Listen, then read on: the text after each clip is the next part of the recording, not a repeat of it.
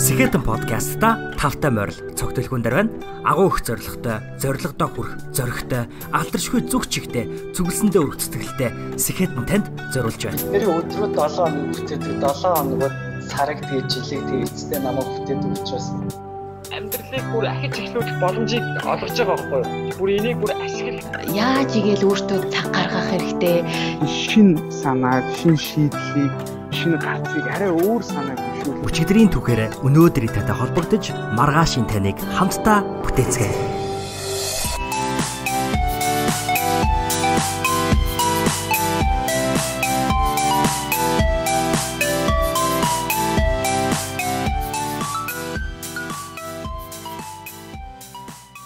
Өчигдөр би ухаантай байсан. Тийм болохоор ертөнцийг өөрчлөхийг хүссэн. Өнөөдөр би Сэхэтэн. Тиймээс би өөрийгөө өөрчилж байна гэж 13 дугаар зууны Персийн гүн хаантан Рами хэлсэн байдаг.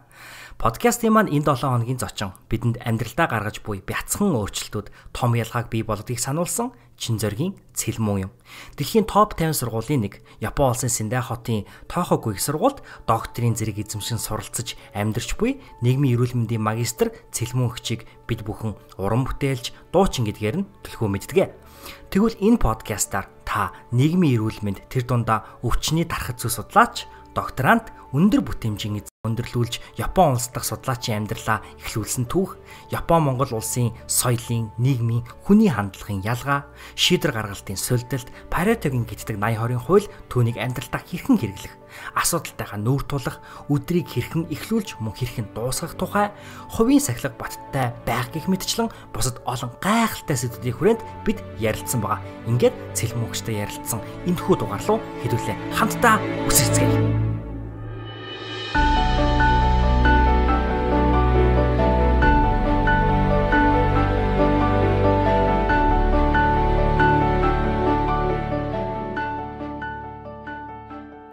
За бид бүхний урилгыг хүлээж авсан манай подкастын зочноор оролцох гэж байгаа цэлмэн эгчтэй энэ өдрийн мэнд хүргэе. Ямын 8-д тавтай морил.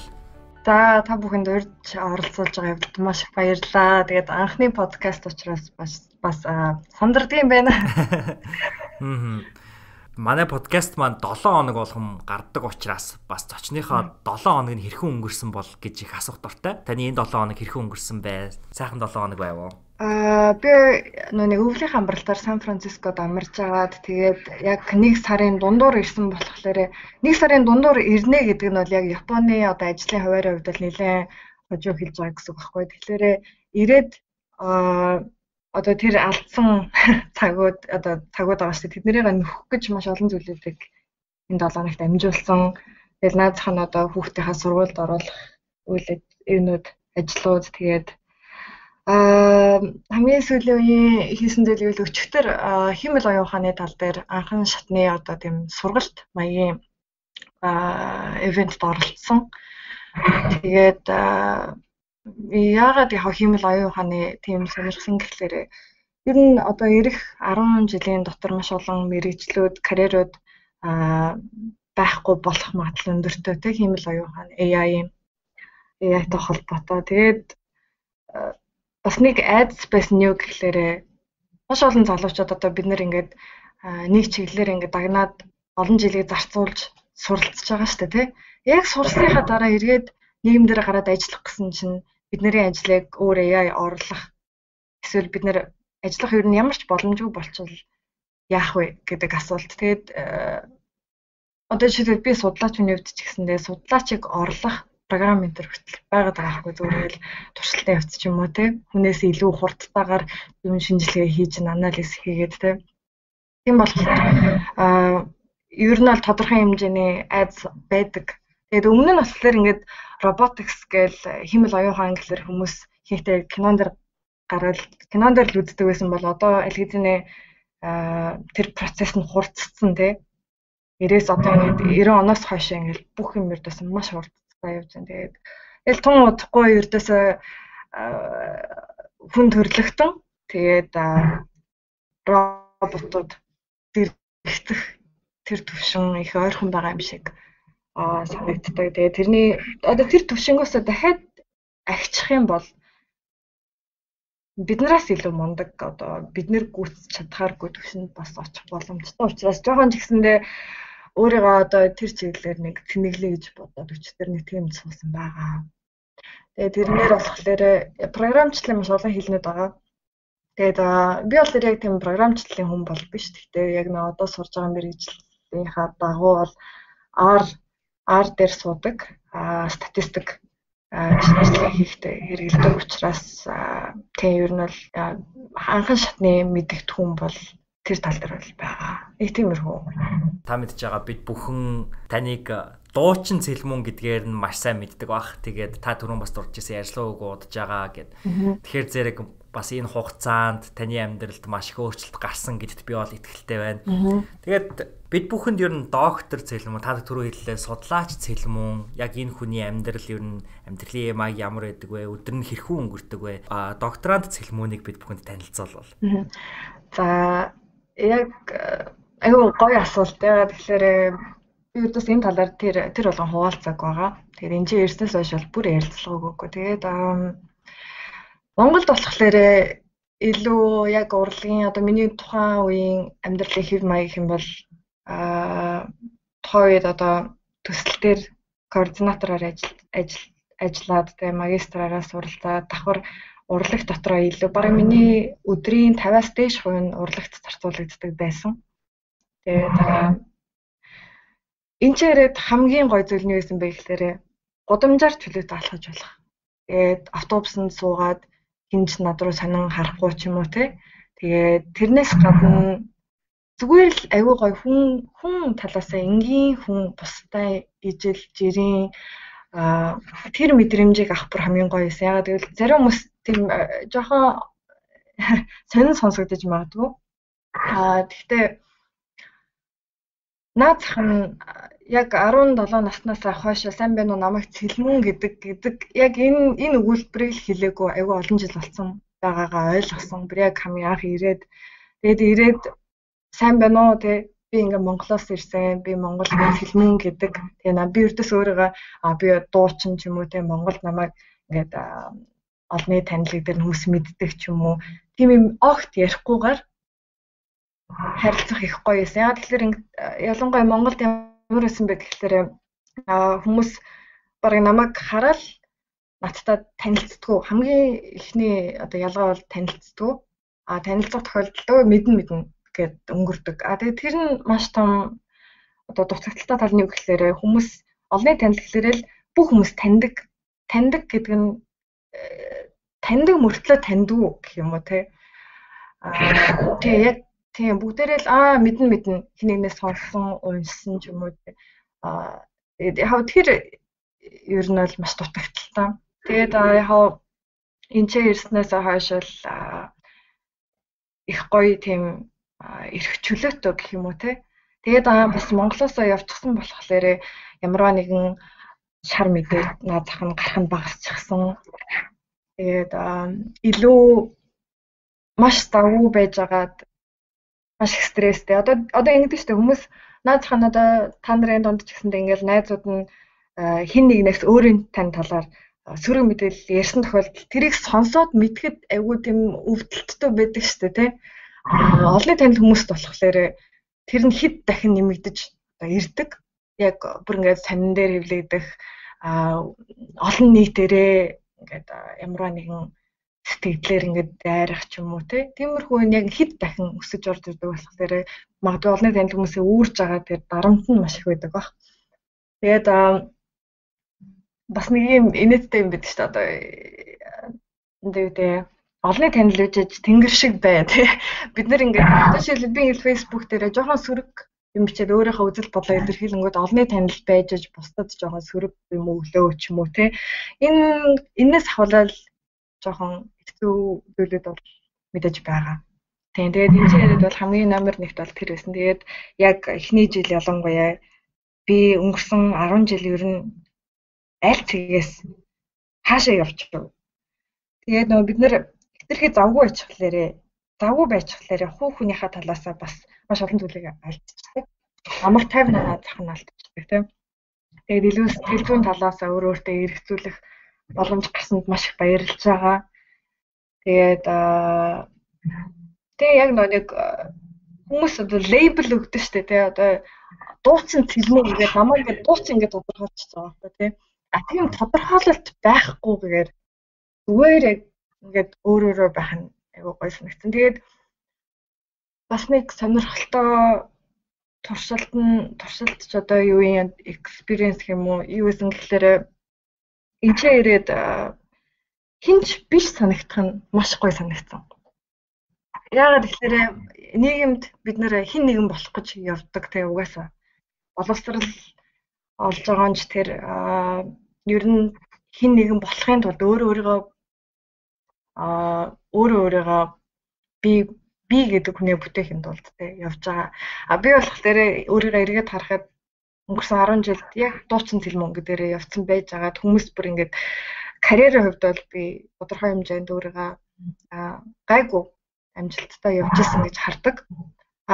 Тэрийг амжилттай явж исэнийга чадахгүй дэ биш өөрөө зүгээр яг зогсоод болоод энэ ч Японд ирээд дахиад шинээр амьдралаа дахиж эхлүүлнэ. Шинээр дахиж шинэ хууцыг амьдралдаа бий болох. Яг тэр юу бол зам маань маш гоё байсан ер нь бол. Тэгээд хинж биш байх нь нэг бодлоо их гоё байсан. Ачаалал багтаа. Хинж наваа мэдхгүй. Дугуунаад явхад хүртэл их гоё баг ингээд нэг тийм эмчилгээнд явж байгаа юм шиг.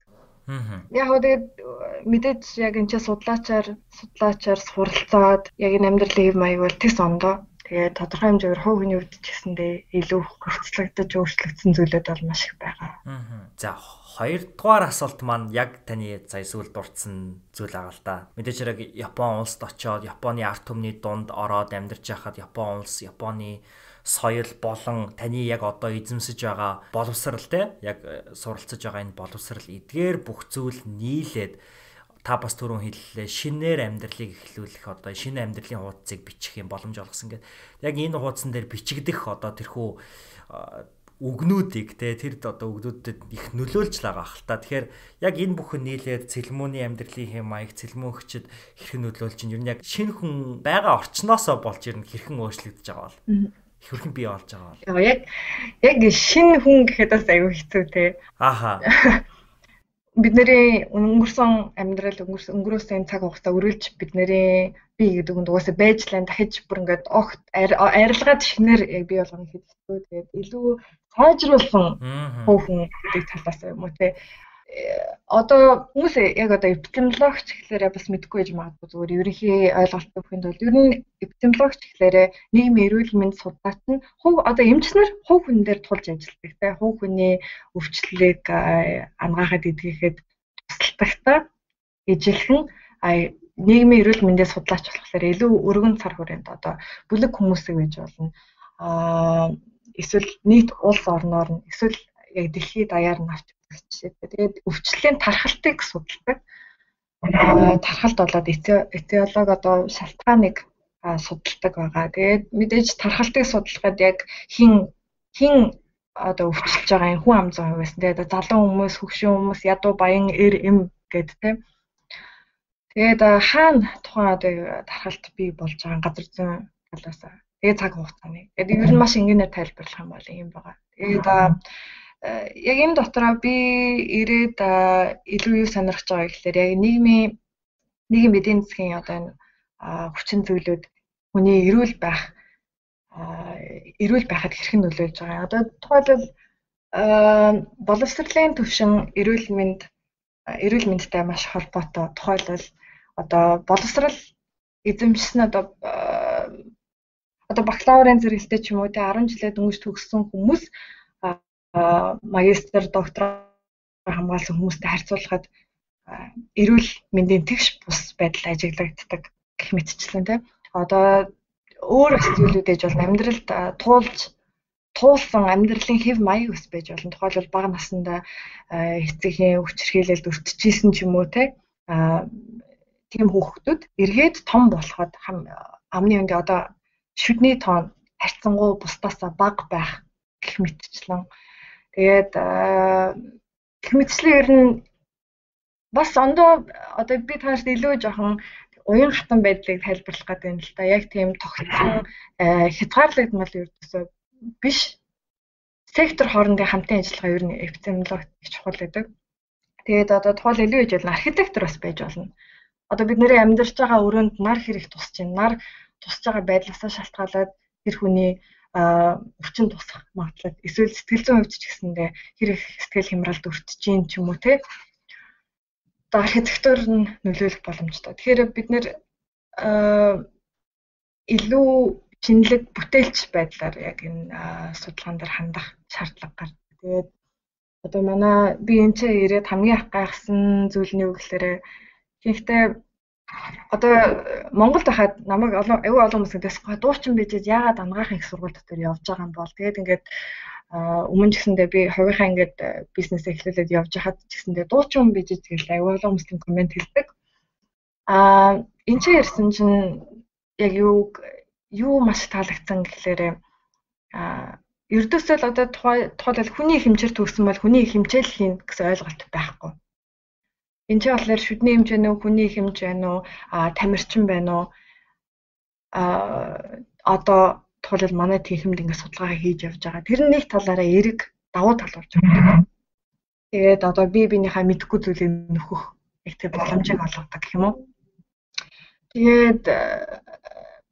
Тэгээд мэдээж яг судлаач хүн одоо миний өдөр тутамд юу хийдэг вэ гэхээр маш олон судалгааны ажлуудыг одоо дэлхийд даяар нийтлэгдэж байгаа, судлагдж байгаа ямар сэдвүүд байна, чиг хандлага хаашаа явж байна те.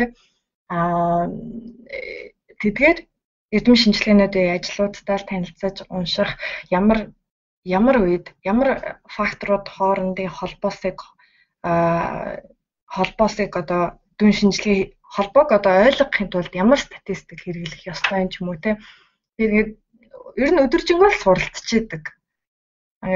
Маш их мэдээллийг хийгээл байна л да толгоор угаад. Гэхдээ яг тэр мэдээллийг бас ингээд өөрөө базаад өөртөө шингээх юм бас айгүй хүнд. Тэгээд маш их тохиолдолд нотлохоонд суурилсан байх нь их чухал. Тэгээд яг ингээд суралцж байгаа нөхцөл байдал ч гэсэндээ Монголынхтай харьцуулахад тэс ондоо байсан. Анх ирэхэд багш нарын оюутантайгаа харьцаж байгаа байдал тэс ондоо. Одоо үнэхэрийн даруй. Одоо манай статистикийн багш байна л да Японд баг од гэж хэлж болно. Наадхан сүүлд өнгөрсөн жил Лондонд бас өөрийнхөө судалгааны ажлаа танилцуулж хахад судалгааны багууд ингээд нэр байхад манай ингээд Junaiда гэдэг багш байгаа байхгүй. Тэнгүүд нэрийг харангуйтай л хүмүүс ирээл хөө Junaiда танаа багш юм уу гэл. Тэгээд тийм дэлхийд даяар алдартай хүн мөртлөө үнэхэрийн даруй энгийн. Тэгээд бид нарт ингээд хичээл орохдоо одоо Монголд нэг хандлага маш их ажиглагддаг. Оюутнууд айцтай байдаг. Ойлгохгүй байгаа зүйлээ ярихаас айдаг. Яагаад гэвэл ихэнх тохиолдолд одоо шүүмжлүүлэхээс гадна доромжлуулах тохиолдол ч гэсэн яг үнэглэгд бол байдаг. Багш оюутан тохиолдолд энэ ч юу мэдэрсэн гэхээр тэнэг асуулт асуусан ч гэсэндээ багш нь ердөөсөө шууд тайлбарлаж эхэлдэг. Ямар нэг юм эмоц гарахгүй те шоглох ч юм уу гайхах ч юм уу тийм зүйл ердөөсөө байхгүй. Үнэхэрийн даруй тэгээд бас их үнэн ч шудраг зүгээр яг байгаагаараа байдаг. Багш нар нь мэдхгүй зүйлээ багш нар нөө би энийг мэдэхгүй юм байна гэд тэг яг үннээ ингээ оюутныхаа дунд ч гэсэндээ шууд хэлэх тэр байдал нь эргээгээд оюутнуудад мэдхгүй байх нь зүгээр л энгийн үзэгдэл те. Монголд болохоор ингээд аюух тийм дарамтны доор оюутнууд бас их байд юм шиг санагдсан яг энэ ч ирээд. Тэгээд энэ ч ирээд бас нэг суралцах арга барил маань хурцтайгаар өөрчлөгдөж. Одоо тухайлбал багш нар ингээд яг хичээл гэж бол надад байхгүй. Тэгээд ихэнхдээ хэлэлцүүлэг хийгддэг судалгааны ажлуудын. Тэгээд нэг асуулт асууя л да. Тэгээд одоо жишээлбэл одоо юу гэдэг Монголд яг одоо тэг ямар халдварт бус өвчлөлийн чиглэл ямар байна те номер 1-т байна 2-т байна гэх мэтчлэн Тэнгүүд оюутан ингээд өөрийнхөө бодож байгаагаараа л нэг барагцаалал хариулна те юу гэж бодож байгаараа. Хариулж авах явцад нь багш нь компьютерын ард хайж идэг. Зөв ерөөсөө тэр талаар нь хайж идэг. Тэгээд ингээд одоо энэ ч уулзалт хурлаан болоод эрүүл мэндийн яамнаас хүмүүс ирлээ те. Нэр яриа сууж хахад ярьж хахад нь давхар эднэрийн ярьж байгаа зүйл хэр баримттай байна вэ? Үнэн юм уу? Гэдэг давхар ингээд хайждаг. Ердөөсөө байнгын одоо юу гэдэг нотлохонд суурилсан тийм баримт тоон үзүүлэлтүүд те фактууд яг тэднийг мэдж агаад бас юу гэдэг ямар нэгэн мэдээллийн гажуудал болохгүй те алдаа гарахгүй тулд тийм маш идэвхтэй ажилладаг гэх юм. Монголд болохоор тухайлбал хурал дээр ч гэсэндээ суугаад хүнийг ярьж хахад хажууд нь давхар ингээд нэгэн зэрэг хайгаад хянаад явж байгаа тохиолдол маш бага ажиглагдсан миний хувьд бол. Тэгээд тэр их шинэлэг байсан. Тэгээд багш нар тэгт тусам би ч гэсэндээ яг ингээд ярихаас өмнө баталгаажуулах. Би юу ярих гэж байна те. Тэгээд хамгийн энгийн заавал судлаач байгаад энэ арга барилыг хэрэгжүүлэх бол аль байхгүй. Зүгээр одоо жишээлбэл одоо өөрийн чинь хувьд болохоор надтай ярилцлага хийх өмнө гэсэндээ тодорхой хэмжээнд судалсан байгаа байх. Тэгээд одоо хинтээ ярих гэж байна. Энэ юу н ямар салбараас гаралтай өмнөх амьдралдаа юу хэзээ хаана юу хийжсэн те гээд тодорхой хэмжээнд судалдаг. Яг энэ арга барилыг залуучууд ер нь суралцах хэрэгтэй. Одоо тухайлбал төгснөхийн дараа ажил хайх гэж ивэл тухайн компанийн талаар илүү их судалдаг ч юм уу. Наад зах нь идэгч хоол унд идэгч байгаа тохиолдолд тэрний талаар өөрөө илүү уншдаг. Тэгээд энэ чирээд одоо ингээл сошиал нэтворк дээр сошиал медиа дээр би ингээд ямар нэгэн пост оруулахад хийх тохиолдолд хүмүүс залуучууд өөрсдөө интернетээр хайх боломж өндөртөө мөртлөө хүнээс их асуудаг. Тэгээд асуухаас өмнө өөрөө тэр яг өөрөө тийм сантаа байх хэрэгтэй. Дотроо тийм мэдээллийн сантаа. Тэгээд өөрөө датагаа дотроо мэдээллүүдийг цуглуулад магадгүй энэ оронд ингэж Америкт ингэсэн байтал тий Солонгост ч юм уу Австралид ч юм уу ийм өөр ийм одоо мэдээллүүд аваад байна. Өөртөө тэрэндээ ингээд үн шинжилгээ хийх тэр боломж одоо тэр арга барилыг сурах хэрэгтэй. Тэгснийхаа дараа хинтээ уулзах уулзчаад тавих асуултаа бас зөв тавих. Яг тэр боломж нь гарч ирж байгаа. Тэгээд ер нь яриад байвал маш олон ялгаанууд байна л да яг энэ чирснээс хойш мэдэрч байгаа. Тэгээд Япон Монгол гэдэг ирэхлээр яг юу гэм хамгийн энгийн бяцхан зөрөөнүүд чинь өөрсдөө нийлээд маш том ялгааг бий болгоод байна. Одоо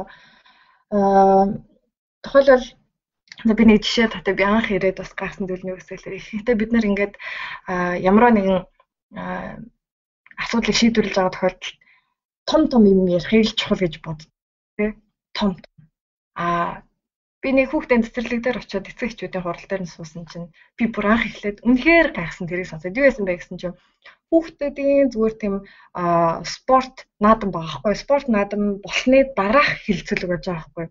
Тэгээд жил болгон эцэг эхчүүд нь цуглараад дараагийн энэ наадмуудыг хэрхэн сайжруулах байгааг шийддэг. Гэсэн чинь тэрэн дээр юу хэлэлцэн гэсэн чинь тэгээд дэс байгаа шүү дээ дэс одоо дэсийг ингээд хоёр талаас нь эцэг эхчүүд нэгээр ингээд бариад тэр дэсний доогуур нь хүүхдүүд гарах хэрэгтэйсэн баггүй юу.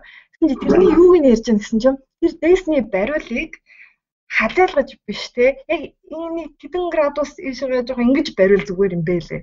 Тийм юм ярьж байгаа байхгүй юу. Тэгээд би бүр ингээд гайхаад тэгээд жишээлбэл гарсныхаа дараа хүүхдүүд ингээд Google те хүзүүндээ нэг юм углаад тайлаад дараагийн хүүхдэд өгж байгаа шүү дээ тэр углаад тайлах нөхцөлд ч гэсэндээ ингэж углавал зүгээр юм байлээ. Ингэж тайлбал илүү хүүхдэд эвтэх юм байлээ гэж ярьж байгаа байхгүй юу.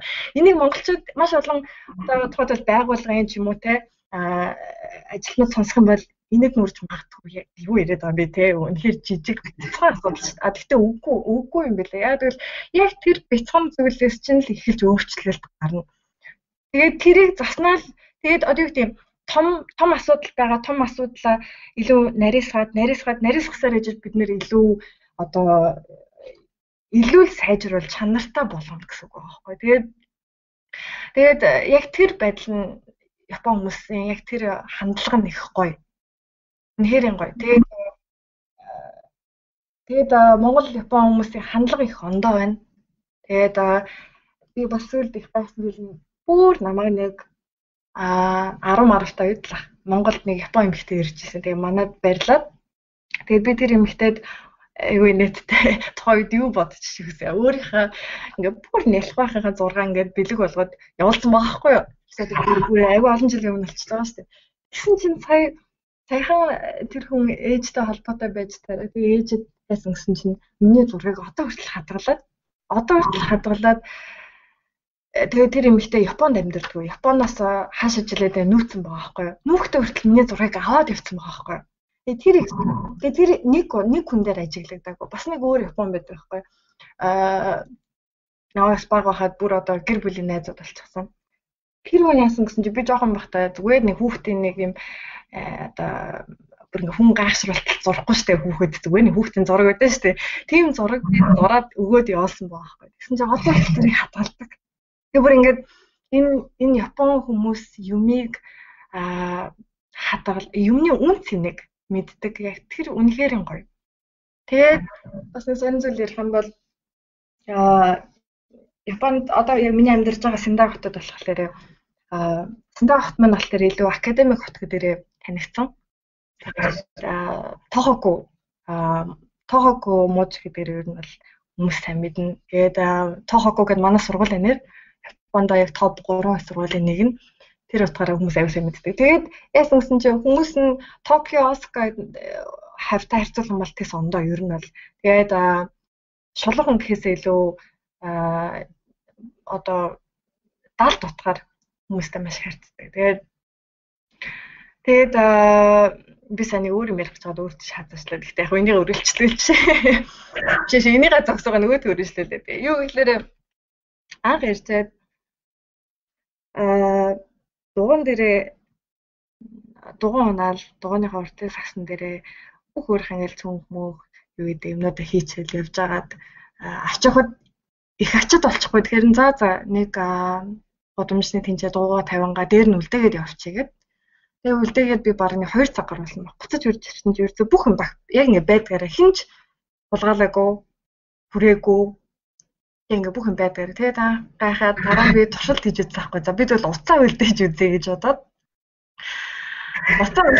уцаа үлдээчээд хоолнд орчоод буцаа гарч ирсэн чинь миний уц байсан байхгүй. Тэгээд би яг тэрнээс хойш ер нь энэ хүмүүсийн хүний төлөвшил маш ондоо төвшөнд явж байна. Тэгээд хүний юмд өртөөсөө хүрдэггүй. Тэгээд газар би нэг удаа зам гарчаад нэг ингэр дээрээ зооцсон байсан нүдний шил унцныгаа анзаараагүй. Энд санаад эргээд хайсан газар очисон чинь миний нүдний шилийг аваад дээш нэгээ тавьсан байхгүй. Тэгээд өчтөр бас годомжаар явжсэн чинь нэг хүүхдээ нэг ингээ готлон сураад унсан байгаа. Тэгээд суураа үлдсэн готлыг ингээ дээш нь аваад тавьсан байхгүй. Тэгээд үнэхээр тийм соёл ингээ бүрдчихсэн нийгэм байна. Тэгээд Монголтой харьцуулсан бол Японч өөрөө суурин соёлтой тийм. Яг олон жил өөрсдөө яг энэ нийгэмдээ ажиллаж гисэн технологи нь шийдэгдчихсэн бүх юм ингээ бүрдчихсэн. Тэгээ ямар хоол идэх вэ? Ямар хувцас, ямар үед хормон дээр ямар хувцас өмсөх хэвтэй, төгсөлтөн дээр ямар хувцас өмсөх хэвтэй. Тэгээ бараг хүмүүсийг юу өмсөд явж байгаагаар нь энэ хүн хаашаа яваад ирсэн байна гэдгийг тодорхойлох боломжтой тийм. Тэгээд ямар үг хэрэглэх нь хүртэл ингээд тодорхой болчихсон. Бүх юм ингээд тодорхой дүрм журамтай. Монголд болохоор одоогийн байдлаар бол яг тийм доктортой хөгжсөн зүйлгээд бас яалаарэ одоо хамгийн наазах нь нам улс төрийн хөгжсөн дээр ярихад банк солигдчихээн тийм. Сонгуул болдог. Сонгуул болсны дараа одоо байгууллагуудын зохион байгуулалтанд өөрчлөлт ордог, мэргэжлэнүүд өөрчлөгддөг. Гээл авч үзэхэд тухайлбал намайгсан өмнө боловсролын яамд яг энэ технологийн чиглэлээр ажиллаж байхад ч гэсэн одоо манай төсөл сонгуулийн дараа гацчихсан. Дахиад яасан гэсэн чи төслөө дахиад шинээр ирсэн хүмүүстэй шинээр танилцуулах хэрэг гарсан тийм. Тэгэл ийм байдлаас авч үзэхэд ялгаа бол маш. Тэгээд одоо яг үнийг хэлээд Монгол одоо англиар survival гэж ярьдаг шүү дээ, тийм. Ам зогоож амьдарч байгаа Монгол, тийм. Маш харамттай байна. Амьдралын нөхцөл уур амьсгалаас ахуулаад Японд болохоор тэгээд бүх юм зохион байгуулалт одоо орон зайн зохион байгуулалт хүртэл маш сайн. Багийн зохион байгуулалт маш сайн. Ердөөсөө метро яг цагтаа яв. Метро 1 секундээр төрүүлж явахад л мэдэн дээр гарч байгаа байхгүй уучлаарай тий. Манай энэ хотын энэ метро ингээд тэдэн цагт хөдлөх ёстой байсан боловч тэдэн секундын өмнө хөдөлчлөө. Орон зайн хувьд яаж юм гэхээр Монголтой харьцуулахад жижигхэн тий өрөөнүүд нь жижигхэн, дэлгүүрт ороход жижигхэн, кафенүүд нь жижигхэн. Тэгсэн мөртлөө тэр жижигхэн орон зайг хамгийн дээд зэрэгээр хамгийн ухаалаг дизайнер ашиглаж чадчих байгаа байхгүй юу? Монголд болохоор биднэрт том хаус байгаа л тийм. Тэгэл ажлын өрөөнд гэсэн ингээл том гээл 5 тухтай мэдрэхийн тулд том байх шаардлагатай ч юм шиг тийм. Тиймэрхүү чиг хандлагаас ажиглаж. Тэгээд эднэрийн одоо наад зах нь эрүүл мэндийн бодлого маш сайн. Одоо Монгол жишээлбэл нийгмийн даатгалыг ашиглах гэхээр бэрхшээлүүд бас маш их байна шүү дээ. Хамраг ингээд даатгалыг ашиглах гэхээр болохгүй тий. Тэгээд Японд яадаг гэхээр би сая сүүлд гинэ жилийн өмнө би эмнэлэг твтэй тийм миний төлбөр нэлээд өндөр гарсан. Даатгалаараа 70% эднэр ингээд улсаасаа даачдаг. Тэгээ би сая оны дараа ингээд хүмүүст ингээд бүх ингээд тайлангийн хүн болгоноор нь явуулж байгаа байхгүй тий. За улс даатгал дотор ингээд чиний ийм төлбөрүүдийг чинь төлсөн байна гэдээ ирдэг байхгүй юу. Тэсэн чинь минийх бараг нэрэ миний хэвцэн төлбөр бол монголоороо бараг нэг 10 саяас дээш гарсан байхгүй. Тэгээд миний төлсөн яг тэр хэмжээ бол үнэхээр харьцуулшгүй. Тэгээд дээр нь би эдний яг Япон биш те гадаад хүн штэ. Гадаад хүн бас яг энэ гадны орнд ирээд эднэрийн энэ сайхан системийнх нь бас үр ашиг мэдрээд явж байгаад бол маш сайхан санагдаж байна. Тэгээд тухайлбал Монголд одоо бид нэр яаж яг өөрсдийнхээ ард түмнийхээ л асуудлыг шийдвэрлэж чадахгүй байгаа дээ шүү, тийм. Тэгэхэд энэ ч гадны хүний наад зах нь орчуулга дээр хүртэл улсаас нь бодлогоор ингэж орчуулга хүүхдээ гадаад хүн байвал яаж хүүхдээ сургуульд хамрагдах уу гэд бүр ингээд нарийн бүх юмнуудыг гаргаад өгч. Тэгээд урьдчилан сэргийлэлт гэдэг зүйлийг үнэхээр утгаар нь хэрэгжүүлж чаддаг юм чи. Тэгээд ер нь бол атаархмаар л санагдав. Тэгээд хүнлэнгөөс монгол хүний үүднээс японочдын амьдарч байгаа байдлыг харах юм бол эдгээр бол үнэхээр мөрөөдлийн амьдралаар амьдарч чадаад байгаа байхгүй юу? Үнэхээр тэгтээ нэг сул тал юм шиг байна. Тэгэхээр ингээд бүх зүйл нь бүрдээ тогтвортой бол бид цаахан одоо 5 тухтай байдал бий болж байна тий. 5 тухтай байдалд ингээд удаан байгаад ирэхээр хүн яаж юм гэхээр илүү одоо уян хатан байдал нь бас алдагдаад байгаа юм санагдаж байна. Одоо японочдын ямар нэгэн яаралтай хэрэг гарлаа гэхэд уян хатан байдал төргөн шуурхайн сэтгэл юмар орлуулах ч юм уу тийм юм байхгүй. Японд болохоор одоо жишээлбэл нэг бүтээгдэхүүн байлаа. Тэр бүтээгдэхүүнийг зөвхөн зориулж гаргасан зүйлд нь л хэрэглэнэ гэдэг ойлголттой. Бид нар монголчууд нэг нэвтрлээ гэхэд орлуулад ч юм уу те нэг үйл ажиллагаан дээр гинт нэг юм одоо тухайн нэг хөтөлбөр нь алдагчлаа гэхэд тэр хөтөлбөрөө яаж хийж байгааг бид нар ингээ аюу хурдан шуурхай ингэж уян хатан байдлаар авч явдаг бол Японд нэг юм ингээ үйл ажиллагаа болж байхад нэг юм зогсчлоо. Тэгээд яг тэрийгээ зогссон бол тэрийгээ ингээл учрыг нь олох гол үйл чинь. Тэгээд хүмүүс нь материалыг үзэл бас илүү их санагдсан. Тэгээд дээр нь карьер, мөнгө, ажлын байр илүү чухал, хувь хүний гэр бүл, үр хүүхэдтэй бий болохоос илүү. Тэгээд маш олон одоо академик салбарт байгаа хүмүүс бол ихэнхдээ ганц бий байх ч юм уу, ялангуяа эмэгтэй хүн байвал ганц бий байх. Тэгээд гэхдээ ер нь сүүлийн үед ингээд хараад байхад бол хүүхдийн тоон бас аажмаар нэмэгдэж байгаа юм болов уу гэж бас харагдахаар байсан. Тийм. Гэхдээ одоо нэг дэлхийд даяараа насжилттай холбоотой асуудал одоо хөндөж байгаа шүү дээ. Монгол бол харьцангуй залуу учраас бас яг энэ асуудал тэр болгон одоо яригдахгүй байгаа. Насжилттай орон учраас ингээд захын хот суурин газрууд байгаа шүү дээ. Тэдгээр суурин газрууд нь бүр ингээд эзүүтэй. Тухайлбал одоо сургууль байлаа гэхэд сургуульд нь явах хүүхэд байхгүй болц тэ. Бүгдээр хөгшчүүл болсон. Тэгээд сургуулийн одоо яаж ашиглах вэ гэхээр хөгшчүүл зориулсан төв болгох жишээ тэ. Имлэг эсвэл болгох жишээд орлуулах. Зарим хот суурин газрууд нь бүр үгүй болж байна. Хөнгө болоод.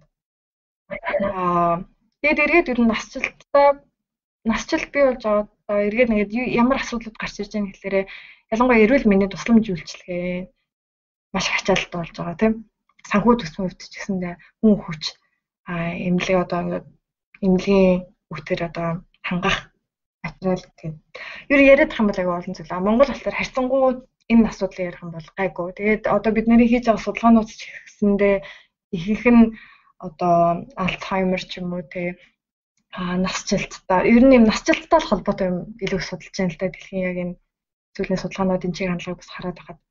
Тэгээд яаж дундаж наслалтыг илүү нэмэгдүүлэх үү ч юм уу те. Тэгээд ер нь Япон бол наслалтаар бол хүмүүс аль мэдж байгаа хэрэгтэй өндөрт тооцогддог. Тэгээд гоё шүү дээ ер нь гудамжаар явахад 90 эдтэй хүмүүс дугуй унаал явж байгаа шүү дээ. Ердөөсөө залуучуудаа хажуу зэрэгтэй дугуй унаал явж байгаа. Тэгээд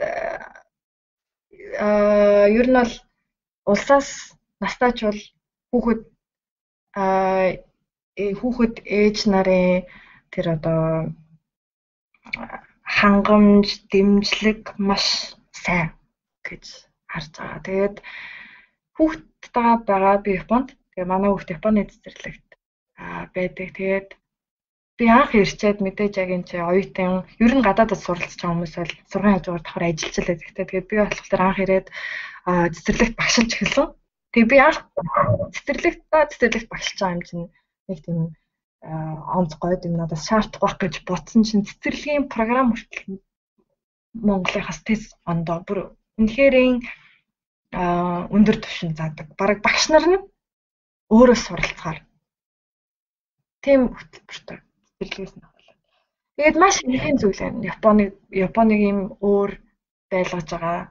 Үнэхээр ийм гоё хүмүүс одоо нэг юм биднээс байхгүй байгаа даа шүү дээ. Тэр нь юунаас үүдэлтэй вэ гэхээр үнэхээр бицх юм. Дандаа цэцэрлэгээс эхэлж байна. Цэцэрлэгт л ердөөсөө ирээдүйн Япон хүний энэ ч бэлтгэхэд байгаа байхгүй. Цэцэрлэгт.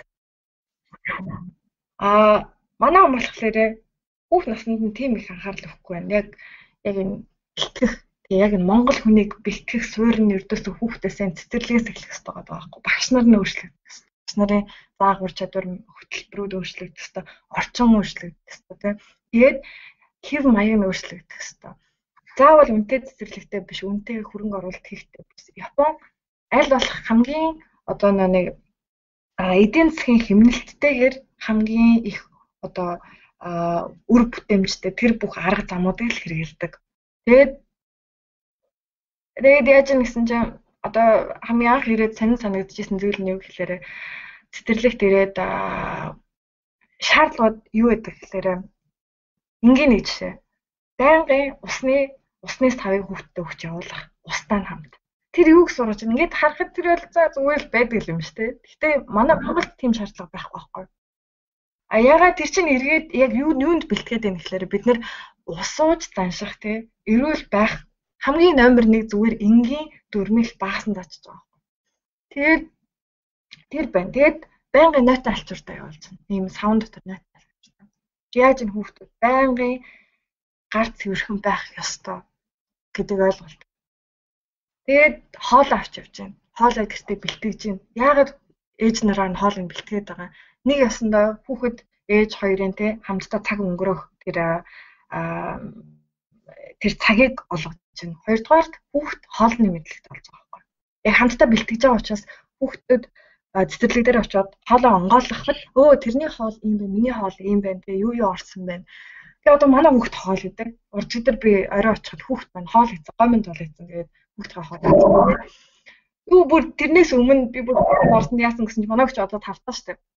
Тэгээд логонд орж байгаа нь юу гэсэн чинь манай хүүхд юу тайрлан тохион дээр шарцсан дүүсэхгүй. Би юу ч одоо ээж мэж харсан ч болоо. Манай ээж энэ багшилдаг байхгүй. Тэгээд өндөө шарцсан баглаа нэг ч удаагүй гэсэн чинь манай хүүхдийн шарцсан дүү байхгүй. Тэгээд би анх удаа хүүхд шарцсан гэж чинь. Тэгээд хатаа эднэр яг энэ миний хуваалцаж байгаа зүйлүүд бол маш энгийн байгаа. Бүр үнэхээр энгийн байхгүй юу? Бүр тийм амар улс орны бүр амар том ийм бодлого, тийм төсөл, ийм хөрөнгө оруулалт тэр бумаар нэрээгүй. Энэ ердөөсөө хүүхдийн хамгийн цэцэрлэгээс нь ахуулаад хүн болгож байгаа л тэр суурь байгаа байхгүй. Тэгээд цэцэрлэгээс нь л ахуулж багаараа хамт ажиллах тий. Том хүнтэй чи манай хүүхдэд одоо жишээлбэл том хүнтэй яаж харьцах юм зааж биш тий. Олон нийтэд яаж явах хэрэгтэй. Юм авахын тулд чи очрлох ёстой тий. 0 руу орохдоо тавчгаас хол. Яг одоо ингэж олон нийтийн ингэж фитнес клубүүд гэл байгаа тийшээ оронгууд ингэж байнга юм нийт тийшээ орлоо өөр тавчиг. Тавчтай хайлаа өөр тийшээ очингууд дахиад тавчиг солино. Энэ яаж нэгээрээ эрүүл мэндийн одоо энэ халдвар авахаас бас ямар нэгэн тий бохир заван байдлаас сэргийлж байгаа байхгүй. Тэгээд нэг ердөөсөө эйгүү энгийн тэгээд наад зах нь маск ингээд Монголд ингээд өвлийн нөхцөл өвөл болоход бол маск хэрэг зүүж байгаа юм бас сайн мэдгүй. За агарын бохирдлоос үүдэлтэй болоод маск зөөх биш. Арай жоохон ондоос нь яриад байна л да.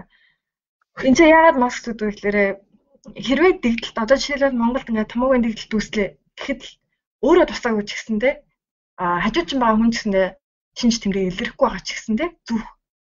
Энэ нэг ёсны тэр хүн өөрийгөө одоо ухамсарлаад тэр одоо маскыг зүүж байгаа байхгүй тэр байхгүй. Ер нь бол ингэж яриад байгаа юм бол аюу их юм байна уу? Яг ингээ Монгол Японы ялгаа байгаа. Тэгээд яг бид нэр цаашид ч гэснээр Монголыгаа мэдээж Японоос илүү ч гэсэн болох боломж маш их байгаа тийм. Тэгэхээр миний хэлэх гээд байгаа зүйл нь заавал том байх ёсгүй. Тэр бүр ингээд baby step гэдэг чинь мүлгэж байгаа гэж л юм байна. Бүр айгүй энгийн зүйлээс л эхлэх ёстой. Түрүүн ингэж хэлсэн шүү дээ. Бяцхан зөрөөнөнд маш том ялгааг одоо бий болгод юм байна гэд.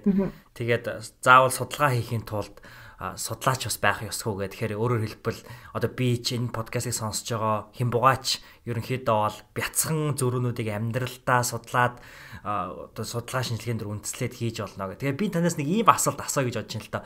Би танд нэг жишээ өгье, та надад нэг жишээ өгөөч гэдэг ийм төрлийн асуулт юм уу та.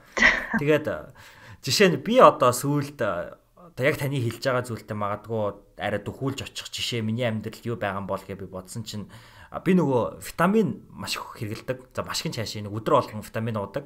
Тэгээд миний одоо ууж байгаа витаминууд дунд чинь одоо загсны тос те витамин D тэг ингээд за магнезиум ч гэдэг юм ингээ өөр витаминууд байна. Тэгээд би за ер нь би ингээ бүгднгийн нэг дор ингээ хоол идчихэл одоо 4 5 6 ингээд витамин R-аас нуучдаг байхгүй. Тэгээд гинт бодоод ерөнхийдөө бол бас уух өстой цагууд байдаг байх гэж ингээ судалсан чинь яалтчгүй тийм болж таарад.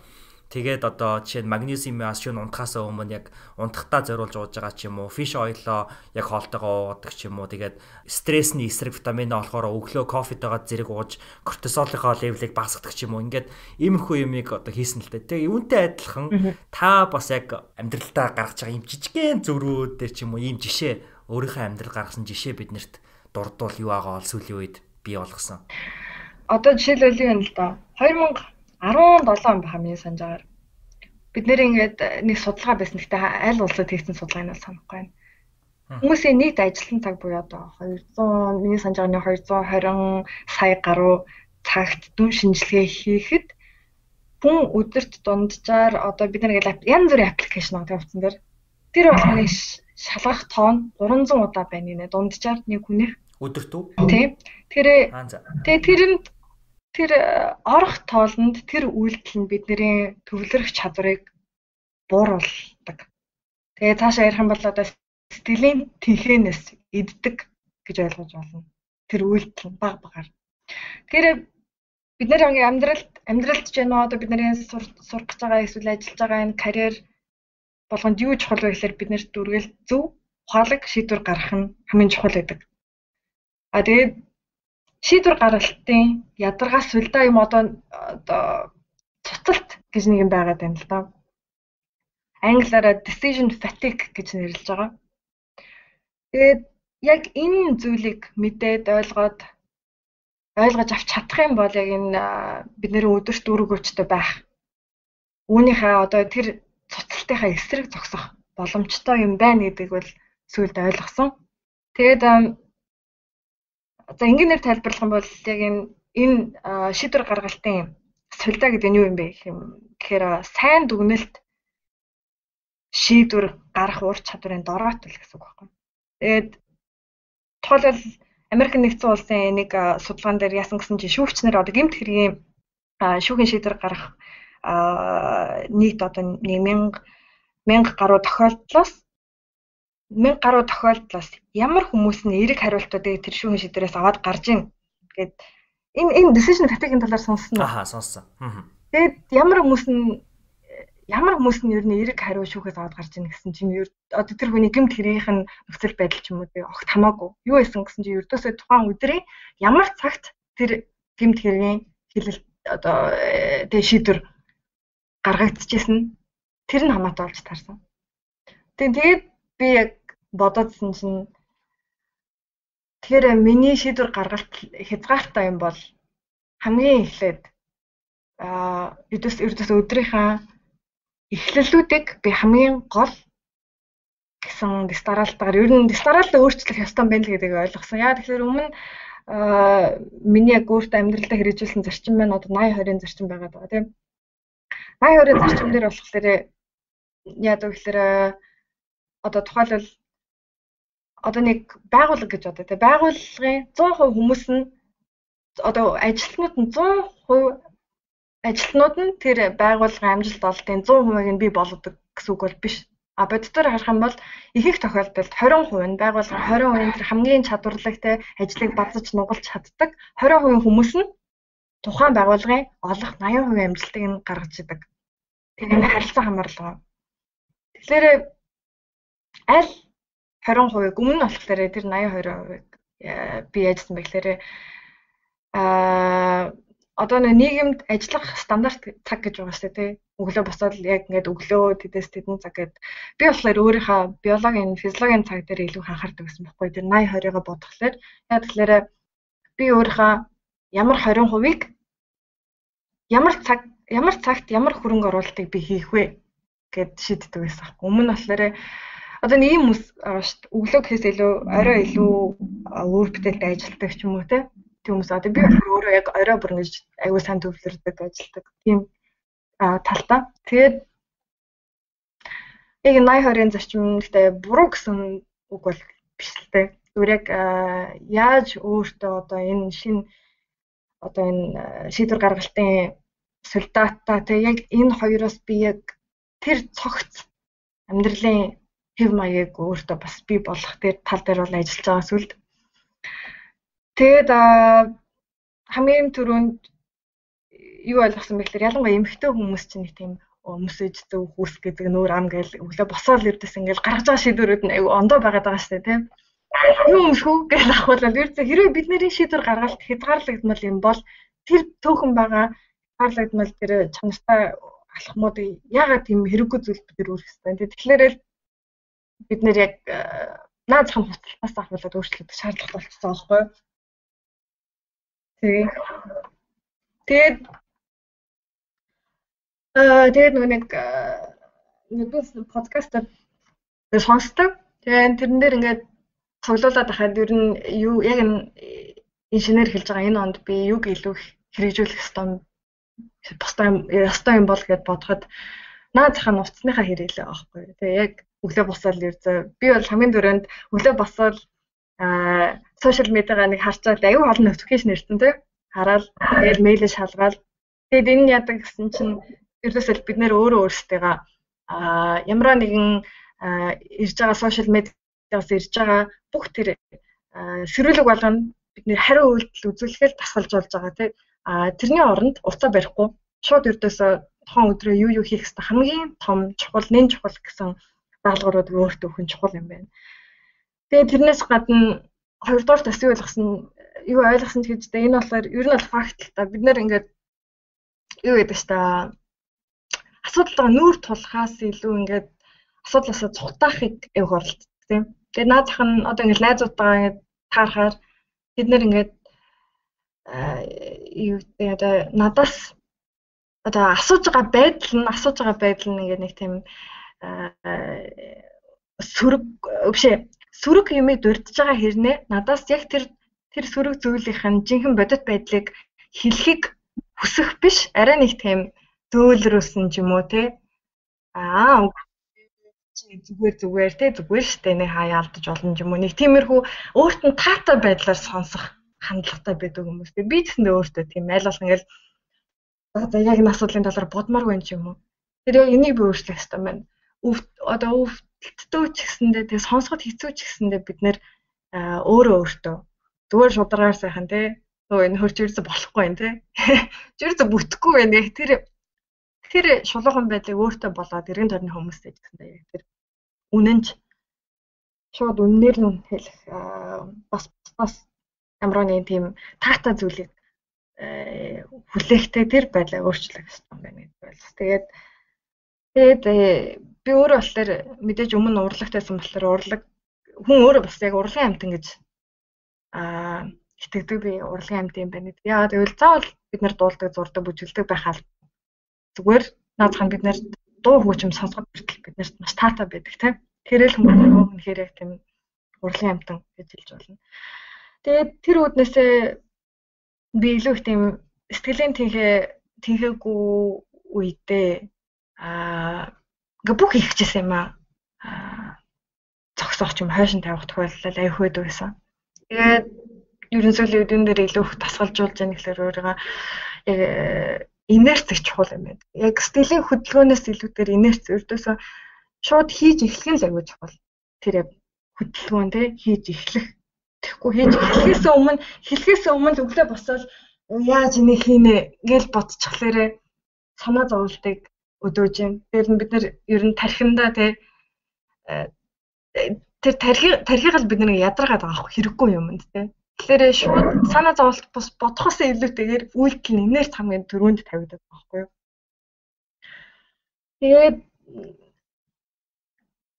Тэгээд одоо хятадд миний сонссноор ингээд ажилтнууд нь бүтүүдээр ажиллачаад өөртөө дуг хийх боломжийг цаанаас ингээд олгож идэгтэй компани ч нөө тухайн байгууллага.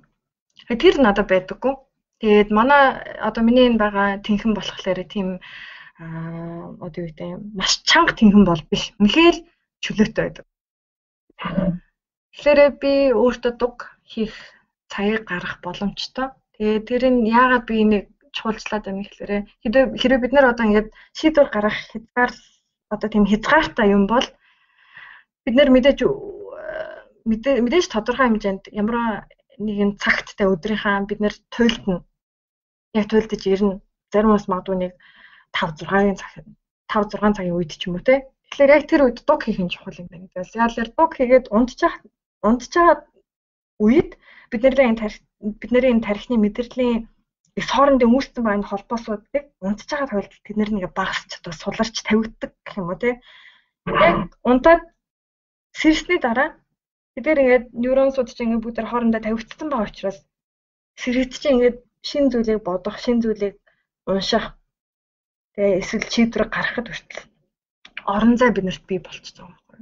Тэгэхээр яг эхний ээлжинд бол тийм иймэрхүү яг өөрчлөлтүүд өөртөө хийх хэрэгтэй юм байна гэж бодож л байгаа. Та тэгэхээр маш олон чухал зөвлөгөөнүүдийг базаад ерөнхийдөө бол биднэрт хүргэлээ гэж би бодож байна. Тэгээд та түрүүн дурдлаа штэ. Одоо шийдвэр гаргах чадварыг ингээд солидуулдаг гэх. Тэгэхээр энэ нэргээгээд бас ер нь одоо нөгөө рутин гэж яриад байдаг те.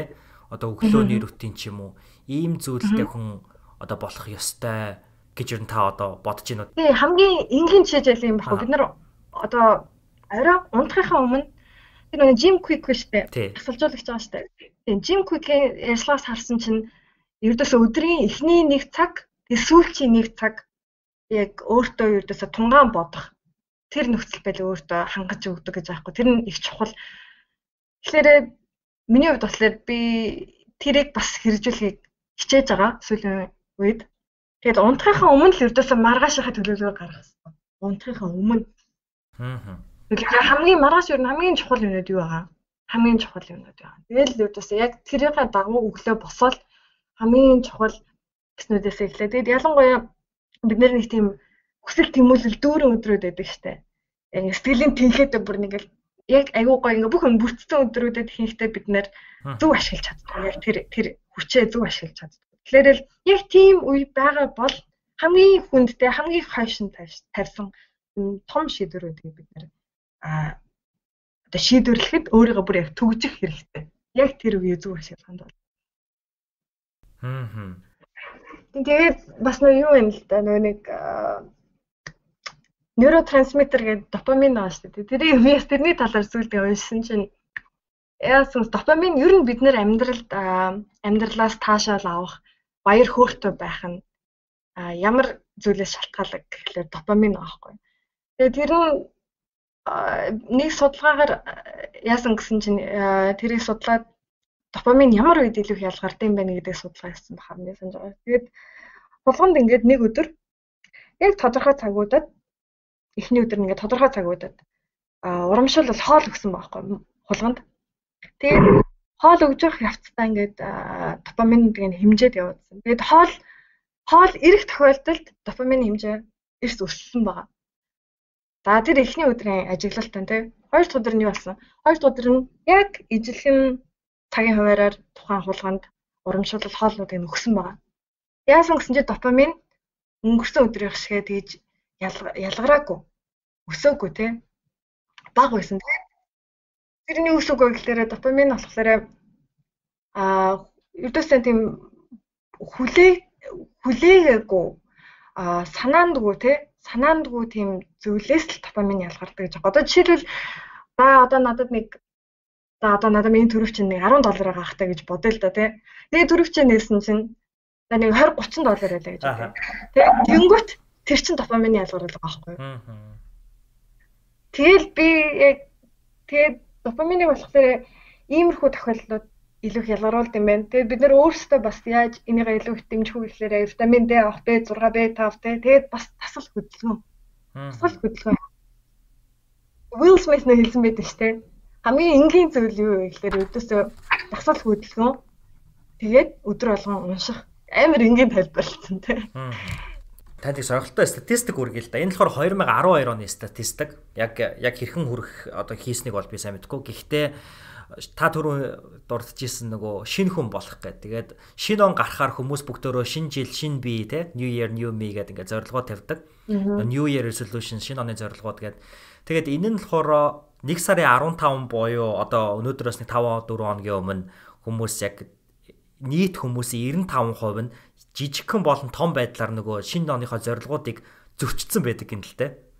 Аль 15 хоногийн дотор. Тэгэхээр зэрэг нөгөө таны түрүүнд дурдж байгаагаар одоо энэ допамин гэдэг юм уу, эндорфин ч гэдэг юм уу, одоо эдгээр зүйлүүд маань прогресс хийхээр ч юм уу, өсгөөр ч юм уу, дэвчгээр бас нэг ялгардаг зүйл байх л та. Тэгэхээр нөгөө хүмүүс чинь ингээд өөрийнхөө тавьсан зорилгоо одоо хүрч чадаагүйгээс болоод одоо 19 онд бүр айхтар гайхалтай хүн болно гэтэл аль хэдийн тэр зорилгоо нэг зорилгын зөрчсөн байхад нөгөө хөгжих дэвших юм байхгүйгээс болоод ингээд тэг сэтгэлээр унаад тэгээд тэр нь ингээд бүр цаашлаад магадгүй нөгөө инерц гэдэг шиг бүр ингээд доошоо унаад явцдаг. Тийм учраас яг энэ нөхцөл байдалд байгаа хүн байгаа байх. Та тэр хүнд ер нь юу гэж зөвлөх байсан бол? Яг үнийг хэлээд хүмүүс их их тохиолдолд одоо би ингээд унчлаа гэж бодъё тий. Сэтгэл зүйн хувьд ч юм уу унчлаа. Ихэнх нэг юм намайг татаж босхийг л хүлээдэг. Тэгэл ингээд нэг бол айгүй тийм мотивац өгөх хүний ярилцлага хүлээдэг ч юм уу тий. Хин нэгний л хүлээгээд байдаг. Тэр бол хүн угаасаа бид нарыг өөрчлөхгүй ш. Хүн өөрөөгөө л өөрчлөх гэж бол бид нар бол би ч нөө бусдын ч нөө тий. Хин нэг нь ийм шүү, тийм шүү ч ингэ хэрэгтэй гэдэг хаад тэр бол зүгээр төр зүрийн одоо energy drink шүү дээ. Яг тэрнтэй л ижилхэн байхгүй төр зүрх байхгүй юу. Одоо тухайлбал бидний толгой өвдөж чагаад бид нэр эм уугаад өвчнийг намлаачлаа. Тэр бол зүгээр шинж тэмдэглэл төр хөнгөж өгж байгаа тий. Түүнээс шиг асуудлын өвчлөлийн голомтыг шийдвэрлэх байхгүй. Тэгээд бид нар л сонголт байна. Термометр авах уу, термостат авах уу гэдэг чинь бидний өөрсдөө сонголт авахгүй. Термометр чинь яг л би өнөөдөр ингэчлээ, миний эргэн тойрон ийм болчлоо тий. Тэрнийхээ одоо тусгал нь байгаад байдаг. Тэгээ үзүүлэлт нь байгаад байдаг. Тэгэл өөртөө сахилга баттай байх нь хамгийн чухал юм болоо. Тэгээд сахилга бат гэдэг зүйл ер нь үнэхээр чухал. Тэгээд сахилга батыг бий болгохын тулд бид нэг юмыг одоо хамгийн энгийнээр тайлбарлах юм бол одоо бид нэг юм хийх гэж чадахгүй юм шүү дээ. Чадахгүй байна. Одоо шийдвэл би яг нэг өөрчлөлтийг за жишээлбэл би жин хасгаад нэг дасгал хийх гэхээр л хөдөлж өгөхгүй юм дээ. Яах вэ? Зүгээр маш энгийнээр хийл 10-20 минутаар л хийл. Тэгээд тэрийг өдөр болгон давтснараа байнгын давтж байгаа хөдөлгөөнчл бидний зуршил болж байгаа шүү дээ. Тэгээд зуршил чинь бидний амьдралын хэв маяг болоод би хинбэ гэдэг чинь л үрдөөсө зуршил тэр чигээрээ шийддэг. Юу хийн тэр бол өөрөө түүнээс тэгэл ямар ч гэсэн миний зөвлөж байгаа зүйл бол эхлэл тийм хүчтэй байх албагүй. Нэг 5-10 минут л байхад хангалттай. 5-10 минутыг л хэцүү байсан ч гэсэндээ дараа өдөр болгон давтаад онгод бидний тарих чинь яг нэг булчин шиг ажилтдаг гэдэг шүү дээ. Тэгээд тэрнтэй ажиллах юм байхгүй. Сэтгэхгүйгээ гэсэндээ яг тасалжуулах хэрэгтэй. Одоо сэтгэл зүйн оюун ухааны хувьд чинь бид нэр өөртөө тасалжуулагч байх ёстой. Зөвхөн гоё харагдах гад бие тасалжуулах бус те ер нь бүх зүйл дээр ч гэсэндээ. Наад зах нь би ингээд өөрөө ээж болохлаа нэгэл заримдаа завгүй байгаад хүүхдтэйгээ өнгөрөх цаг мартагдсан ч юм уу бүр ингээ орхигдсон тохиолдол байдаг те. Тэгээд тэрийг эргээд сэргээхийн тулд надаас эхний ээлжинд үнэхээр их хүч гардаг. Багаар хийж ажил эргээгээ сэргээгддэг. За маш гайхалтай сайхан хариултууд та надад өнөөдөр өглөө. Би тэгээд подкастаа цаашаа юу нэл үргэлжлүүлэх хэдэн цагч тантай болно яриа л хахад бол үнэхээр таатай байна. Тэгээд би хамгийн сүүлд бол нэг асуултыг л танаас би асууя гэж бодож байна. Энэ бол зүгээр миний л харж байгаа таамаг л да.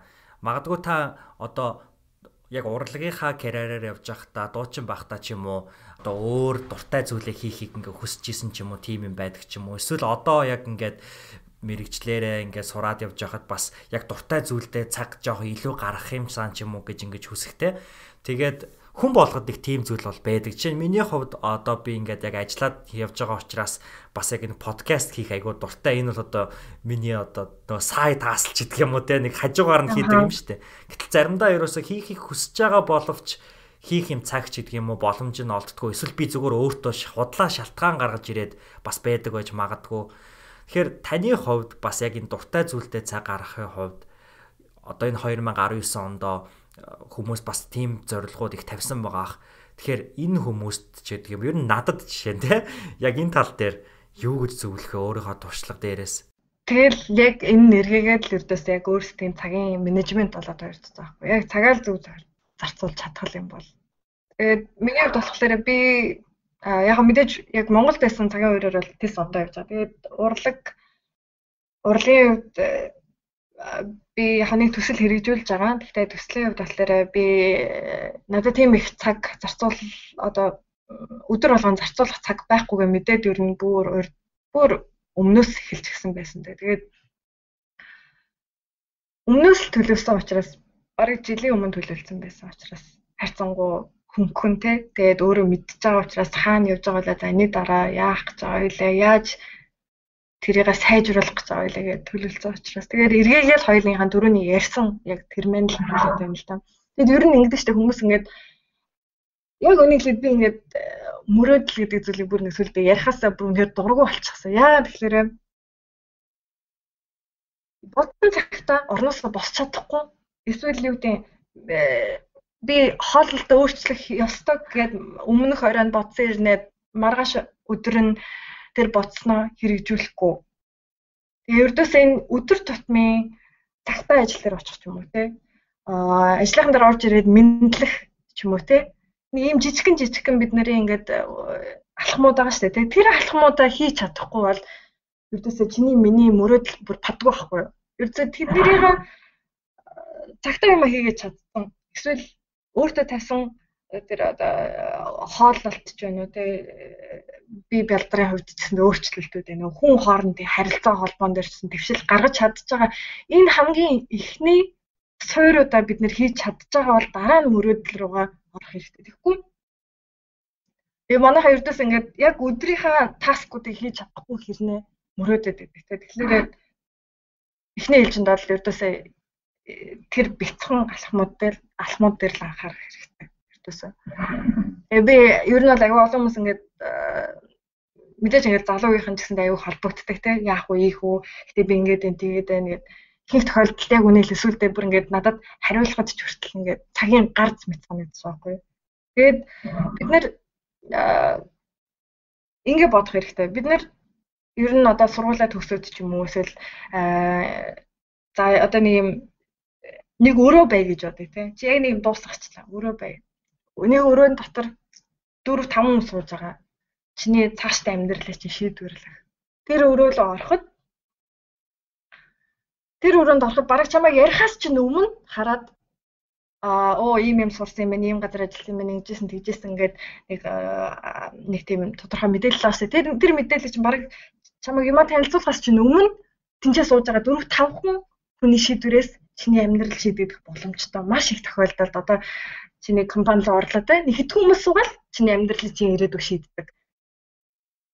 Тэгээд тэр дотроос одоо жишээлбэл чи өөрийгөө бүтээгдэхүүн гэж бодвол спонсор олох гэдэг аахгүй өөртөө. Ер нь амжилттай явахад спонсор олох зүгээр нэг бүтээгдэхүүний хувьд спонсор гээгүү яг хувь хүний хувьд. Тэгээ чамайг энэ үнэхээр шаардлага хангаж энэ хүн бүр үнэхээр би спонсорлмоор байна те. Амьдралын цааш төвшөд ингээд би ингээд авмаар энэ хүнийг одоо ханшч байна уу тийм өндөр ханштай байх хэрэгтэй байхгүй. Тэгээ спонсоргүй бол ирээдүйд ямарваа хин нэгэн чамайг чаддаг мэддэг гэдгийг чинь бусад тэр ширээнд сууж байгаа хүмүүстэй хэлэх тийм хүн байх хэрэгтэй ер нь. Сургууль дотор багш нартайгаа ойр байх хэрэгтэй тийм. Аюу олон хүмүүс ингээл яаж гадагшаа сурах уу, яаж энэ сургуульд орох уу гэвэл яг үүндээ network гол төлхөр өгдөг. Заавал ер нь ингээл их тохиолдолд багш нарыг ажиглаад байхад үнэхээр хичээлдээ бүр мундаг байхын шаардлага биш. Network сайтай attitude гэж ярьж байгаа шүү дээ. Тэр хамгийн чухал байгаа байхгүй. Тэгээд яг зүгээр тийм өрөөнд орноо л гээд тэрийг л бодох хэрэгтэй. Би ирээдүйд яг энийг дуусны дараа би тийм өрөөнд тийм шүүлтүүрээр би орно. Орсны дараа би яг ямар байдалтай гарах гэж байгаа билээ. Ороход хинч намайг ер нь хүлээж авахгүй, хинч надад сонирхгүй байгаа босрлох, сонирхох, шагаагч тийм байдал үүсвэл яах вэ?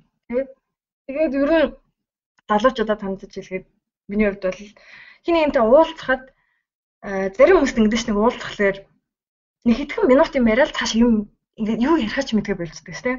Тийм байхгүй тулд тийм нөхцөл байдал тийм орохгүй тулд бид нэр одоо нөгөө ийм дуу гэдэг чинь нөгөө нэрэ Моника Эмала эвчлэг мэдгүй тараа гэлтэй нэр би одоо тэнтэй гэж юм байхгүй амьдралдаа одоо физикээс нэг жоохон анхаарчны ойлголттой эдийн засгаас нэг ойлголттой спорт онс улс төрөөс те тэр энэ бүгдийг бид нэр амьдралдаа яаж ингэнээр хэрэгжүүлэх хэрэг сонин унших байхгүй сонин л уншдаг байх хэрэгтэй сонин уншдаг байхад ямар ч хүнтэй таарад ярих юмтай болно те тэгэхээр өргөн цар хүрээний гоё тийм ухаад аймаар тийм гоё юм гүн байх хэрэгтэй тэгээд за яриад байл зөндөл энэ дөө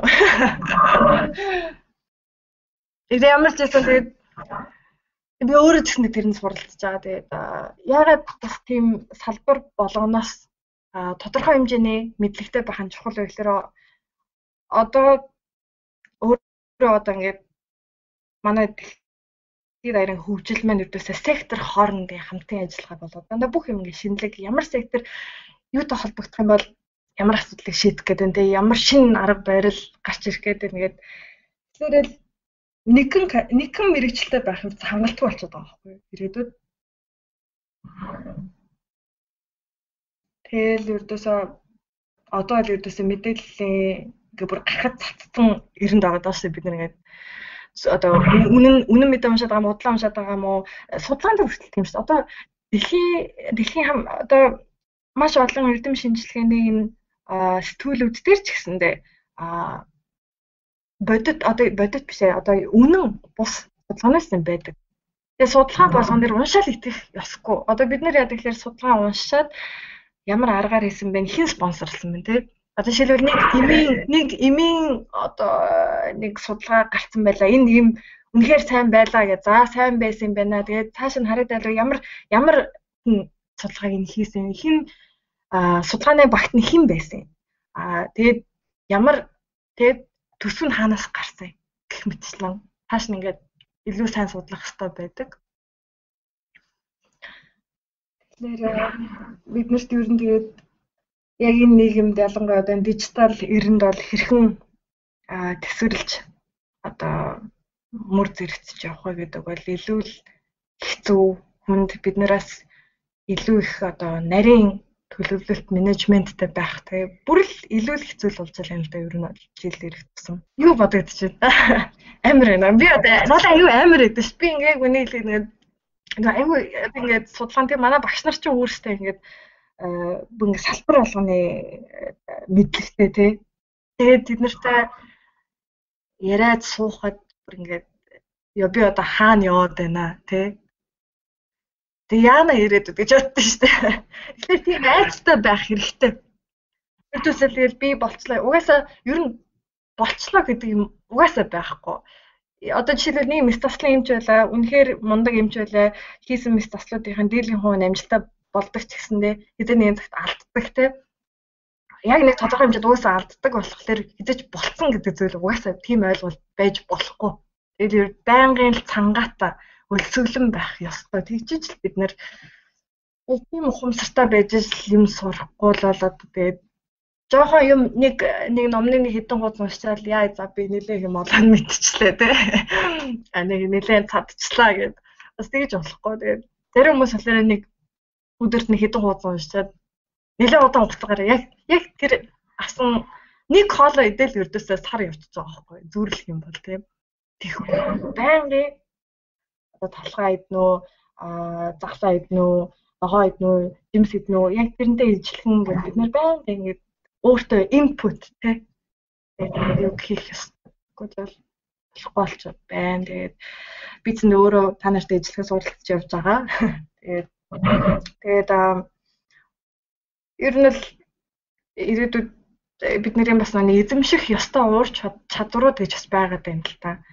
Одоо баг бид нэр одоо жишээлбэл суралцахад сурах болчиход шүү дээ. Ойлгож байна миний хэлж байгааг. Тий.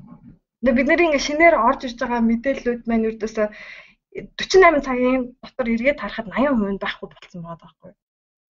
Тэгэхээр байнгын нэг тийм яг суралцахад сурах болчиход байгаа. Тэгээд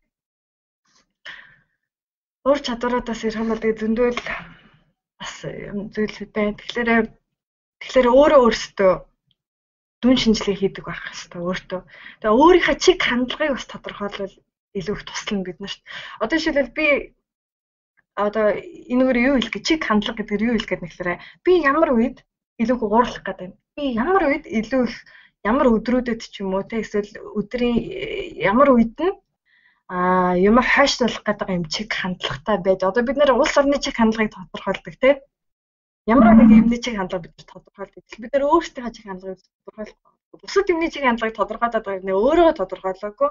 Өөрийгөө тодорхойлцохоор чи мэдээд байгаа байхгүй. За би одоо яг ингэж байна да. Миний яг те ингэж яг бүтлгүүддэг үе ирж ин да гэдгээ яг өөрөө мэддэг байх хэрэгтэй.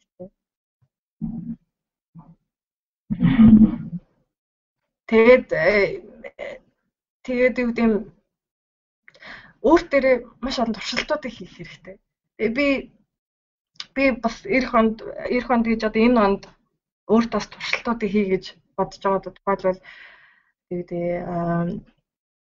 жимд илүү өмнөхөөсөө илүү их явдаг ч юм уу тийм туршилт хийж байна. Эсвэл 4 цагаас одоо энэ жилд би ингээд нэг жилийн турш 4 цагаас босдог ийм туршилтыг би хэрэгжүүлээд жилийн дараа тэр нь өмнөх жилүүдээс ямар ялгаатай байж чадав. Үнэхээр миний амьдралд импакт үзүүлж чадсан уу үгүй юу гэдгээл хэлж үзмээр байхгүй. Тэгэхээр яг ийм л хэрэгтэй. Тэгээд дээр нь бас нэг судалгаан дээр ингэдэж штэ бид нэр ингээд 10 настай үед цаг хугацаа аюу удаан тий. Тэгэл өдөр өнгөрөхгүй гэртээ ирээл байгаал гэдэг өдөр нь өнгөрөхгүй ч юм уу.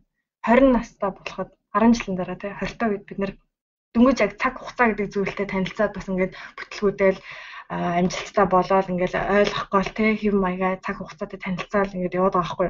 Тэгээ 30 настай болоход ингээ 20 настай болоход бид нэр одоо би ингээд 30 нас руу өгч байгаа тохиолдолд надад юу мэдрэгч юм хэрэг цаг аягүй хурдан яваад байгаа байхгүй. Тэгэхээр тэр судалгаан дээр юусэн гэсэн чинь бид нар ингээд 10 жилээр нас ахих тусам цаг хугацаа 10% хурцчдаг гэж байгаа байхгүй. Тэгэхээр бид нар яг тэрийг ухамсарлал яг энэ цаг гэдэг зүйлтэй аягүй өөр өнцгөөс харьцах хэрэгтэй байна. Тэгээд аягүй хүмүүс бийлэндээ гайхдаг л да ингээл ямар хүмүүс нь амжилттай яваад байна те. Ямар хүмүүс нь ингээд нэг хэв юм байгаад байна. Эсвэл бүр огт өсөхгүй байгаад байна. Хин нэг нь 24 цагаас илүү цаг олгогдоод байгаа биш шүү дээ. Бүгд яг ер нь бол бүх юмыг ижилхэн өгсөн. Бүгд 24 цаг өгсөн. Тэгэл маш бяцхан ялгаа байдаг. Тэр нь юу гэсэн чинь одоо ингээд дундаж хүн болох дээр ингээд 8 цаг унтаж байна. Амжилттай хүмүүс 7 цаг унтаж байна. За сэрлээ ажиллаж байгаа цагийн хувьд ч гэсэндээ барыг ялгаагүй те. Нэг 8 цаг ажиллаа гэж үгүй. Аль аль нь 8 цаг ажиллаж байгаа салбарт. За 8 цаг өнгөрчлөө. За тэгээд дахиад 2 цаг. Хоёулаа 2 цагт юу зарцуулж байна? Идж гин, ууж гин, гэрээ цэвэрлж гин, хувцас ялгаж гин ингээл нэг ойр зургийн те нэг сошиал медиагаар ингээд сул цаг. Тэгээд дахиад нэг цаг үлдчихэв. Тэр цагийг яаж өнгөрөөж байгаа нь л өвдөөсөө ялгааг нь бий болгоод байгаа байхгүй. Тэр сул цагийг юунд зарцуулж байгаа юм? Netflix үзэж байгаа юм уу? Одоо жишээлбэл мэдгүй ямар нэгэн кино үзээд одоо нэг кино үзлээ гоё юм. Гэхдээ тэр кино чиний амьдралд ямар үрийг суулгаж байгаа чиний амьдралд те. Үр суулгахгүй тэрийг вообще үзээд байгаа юмш бараг шаардлага байхгүй байхгүй. Тэгэхээр тэр л ялгаатай байгаа байхгүй юу? Амжилттай явах хүмүүс тэгээд бид нэг суралцж байгаа хүмүүс энэ ингээд арга барилаа олох гээд байгаа. Тэгээд миний хувьд тэгээд одоо хүртэл ингээд алсын хараа гэхлээр ингээд бас айгүй хэцүү байна л та. Ингээд ирээдүйд яах вэ? Тэ бид нарт ингээд залуу юм байгаа болохоор ч юм уу ингээд айгүй олон сонголтууд байгаа. Тэгээд ямар ч байсан эхний ээлжинд бол доктороо дуусгаад. Тэгээд би ер нь докторт сурна ч гэж бас өмнө боддгоо байсан. Тэгээд сурахаар болсон. Тэгээд сурсныхаа дараа би дахиад сурахгүй гэж утсан хэрнээ. Одоо сурсныхаа дараа би дахиад өөр мэргэжлэр сурмаар байгаа. Тэгээд ер нь ингээд бас муу тал байгаад юм л та. Яг ингээд судалгаа хийгээл сураал ах тусам наад зах нь найз нөхд бүр цөөрөөд ингээд аюу хүмүүсийг ингээд заримдаа ингээд фильтр дундор ингээд гаргаад байна л да зарим хүмүүсээ тий. Бараг хүнтэй таарал угаасаа за энэ хүнтэй бараг надад ярих юм болдохгүй юм байна гэд тий өнгөрөх жишээ тий. Тэгээд наад зах нь ингээд хүн хоорондын харилцаан дээр хүртэл ингээд жоохон өрөг үр давар гарах ч юм уу тий. Илүү ганцаараа байх гээд илүү чимээгүй газар байх гээд тий. Тэгээд ер нь бид нарт өөрсдөө л аюу ухаалаг мэрэгэн байх хэрэгтэй байна. Тэгээд яг энэ зүйлд одоо надад подкаст ингээ оролцоод ярилцж байгаа юм бас аюу гоё наа. Тэгэхээр би зүгээр яриад байгаа биш те. Яг ингэж ярьснараа ч гэсэндээ би өөрөө бас эргэцүүлж ингээ бодож байгаа байхгүй юу. Яг энэ боломжтой болгож байгаа нь их гоё. Тэгээд энийг сонсож байгаа хүмүүс ч гэсэндээ мэдээж ахыг наваад хаягийг хаяад тэгээд аюу гоё ер нь баярлалаа ийм гоё подкаст хийж байгаа. Бас хүмүүс тэгээд өөр өнцгүүдийг өөр болон опшнуудыг гаргаж өгч байгаа байхгүй. Тэгээд бас Монголын залуу үеийнхэнд одоо би бас танайг үзэгч сонсогч ямар хүмүүсэд мэдэхгүй. Гэхдээ яг энэ сонсогчдод бол маш их хөрөнгө оруулалтыг өгч юм. Тэгээд олон хүмүүс өргөцсөн. Тэгээд аюу талархаж байна. Маш их талархаж байна гэж байна. Танд бүр их талархаж байна. Тэгээд би ерөөсөө таны ингээ ярьж хахад нэг ийм дүр зураг л надад ингээ ерөөсөө бодогдоод байна л та. Нэг интернетээр яваад байдаг нэг ийм нөгөө Бэтмений нөгөө Робин ингээ нэг нүүрлөө нэг алгадаад байдаг нэг ийм байдаг шүү. Яг таатар ингээ Бэтмений юм шиг тэгээд би болно ер нь манай сонсогч нарыг тэгээд Робин юм шиг тэгээд ой сэрэч чод болохоо байлаа гэдэг зүгээр алгадаад байгаа юм санагдаад. Тийм үү. Тэр нь юу гэлж нэхээр маш их зүйлийг та ухаарууллаа. Тэгээ маш их зүйлийг санууллаа. Маш их зүйлийг ингээ хонх шиг өстө дугарглаа. YouTube сэгсрээд хайчлаа гэдэг байхгүй юу. Тийм. Ер нь бол бүр ингээ сэгсрээд байгаа ш санагдал. Тэгэл ерөнхийдөө яг тийм мэдрэмж та надад өглөө. Тэгээ манай сонсогч нарт ч гэсэн яг тийм мэдрэмж өгсөн баг. Тэгээд танд л баярлалаа. Маш их үнцэн биднэрт өглөө. Надад бол ийм боломж тэр бол олдохгүй. Тэгээд хүмүүстэй бас ингээд ийм цаг олно гэдэг чинь алтан цаг байхгүй юу. Тэгээд мэдээж яг бас оролцохын өмнө гэсэндээ маш их айдас байсан. Яагаад тэгэхээр бидний энэ сошиал медиа дээр оруулж байгаа бүх датанууд бол ингээд үрцээ мөнхийн баг үлдчихэж байгаа байхгүй тий. Наадах ингээл миний тоглосон кино гаргасан видео өдр эргээд харахаар окей яагаад ингэж юм бэ гээл тий. Яг тэрнтэй ижилхэн байхгүй. Үнэхээр их айдастай, имэйлттэй, даруулгатай байдаг ер нь өөрөө өөртөө. Тэгээд одоо би буруу үг хэрэгэлчихвээ тий. Хин нэгэнд илэрхийлэх гэжсэн санаагаа арай жоохон ондоогоор илэрхийлчихвүү ч юм уу тий. Тиймэрхүү юмнууд ер нь бол биднэрт аяух гардаг болохоор маш их имэйлттэй бол байсан. Тэгээд ямар ч байсан маш их баярлаа. Тэгээд Хүн байсан бол баярлж байна. Тэгээд би ч нэг хүмүүсээс ер нь аюух юм авдаг. Тэгээд хүмүүс аюух урам зориг өгдөг. Тэгээд алдахад залруулдаг байна. За тэгвэл хоёулаа энэ хүргээд энэ удаагийн подкастаа өндөрлүүлээ те. Тэгээд та түрүүн хэлсэн бид нар ингээд зарим өдрүүдэд ингээд маш гоё ингээд өөдрөг ингээд сайхан сэрдэг гэд тэр нь өөрөө хэлбэл нэг мотивац буюу сэтэл ингээд төлхөх хүч болдог. Та өнөөдөр бидний хувьд маш гайхалтай төлхөх хүч боллоо. Тэгээ манай сонсож байгаа сонсогч нар маань цаашдаа танаас сурсан энэ бүх зүйлүүдээ амьдралдаа хэрэгжүүлээд өөрсдийгөө татах хүч нь болж бас амьдрах болов гэж би итгэлтэй. Тэгээ бид бүхэд өнөөдөр маш хүн цэнийг өгсөн Цэлмэн өгч танд маш их баярлалаа. Танд болон таны гэр бүлд хамгийн сайхан бүхнийг хүсье. За маш их баярлалаа. Бүгдэнд нь ч гэсэндээ амьдралын хамгийн сайхан дээдийг өрөөе. Тэгээд өдрийг сайхан өнгөрөөгөөд ирэх ондоо ч гэсэндээ бүгдээрээ илүү их амжилттай тэ ирээдүйгийнхаа замыг илүү сайжруулж чанаржуулцгаая. Бүгдэнд нь амжилт. Би бас хичээнэ. Та нараас хичээгээрэй. За тэгдэ. Маш их баярлалаа. Баярлалаа. Баярлалаа.